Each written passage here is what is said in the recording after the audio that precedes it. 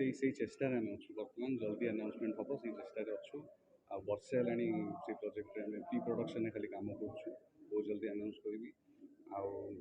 ପୁଣି ଥରେ ସଂସ୍କୃତି ବିଭାଗ ଏବଂ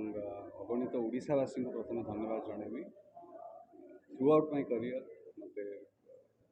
बहुत बहुत भल पाइबा देइछन्ति सेटा ही सबसे बड़ बड़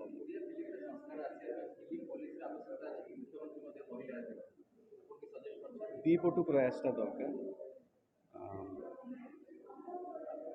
सरकार तरफ भी प्रयास दरकार एवं आम तरफ भी प्रयास दरकार आम इंडस्ट्री भितर यूनिटी दरकार आम टेक्नीशियन मान तरफ भी प्रयास दरकार एवं सरकार तरफ भी प्रयास दरकार दीपटू जो इक्वाल अमाउंट ऑफ एफर्ट रही आराम से growth of possibility thank you so much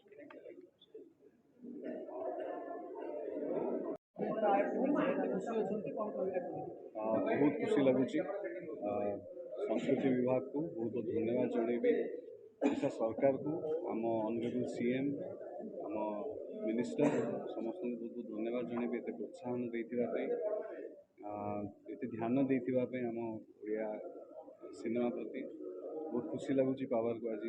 मत मिलला आज बेस्ट एक्टर आम डायरेक्टर अशोक दा मिलला बेस्ट डायरेक्टर आम राइटर जी शिवा प्रणव से धन्यवाद जनइबी बहुत सुंदर कहानी टे मत अवार्ड गोटे दायित्व हिसाब से भावे सर्वप्रथम धन्यवाद जनइबी समग्र ओडिशावासी को जो मैंने वर्ष वर्ष धरिकी एत भल पाइबा एत मात्रा भल पाइबा दे आसुँच so it's a huge responsibility आगू केमती भल सिनेमा आहरी करूँ आम एवं जमी कहते जे ओडिया सिनेमा ओडिया शिल्प नेशनल लेवल ले केमती पहुँचो केमती आहरी आमको रिकग्निशन मिल समस्त प्रयास से दिगरे अच्छी मोर भी छोट प्रयास से दिगरे अच्छी आशा करुँच आगे जेकोसी भी सिनेमा मोर आसो सेटा निश्चित भाव से लेवल हो से प्रयास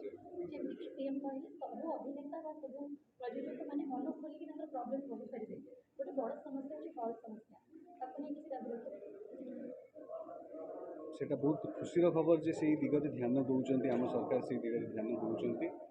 किंतु से हॉल समस्या समाधान हम जो आम से लेवल फिल्म बन कि बाहर जो हॉल गुड़ा भी अच्छी ओडिशा बाहर जो हॉल गुड़ा अच्छी सागर कोलाबोरेशन करके नेशनल चेन जो आम रिलीज करवा से चेष्टार भी आम अच्छू आशा करुँच से प्रयास टी आम सफल हो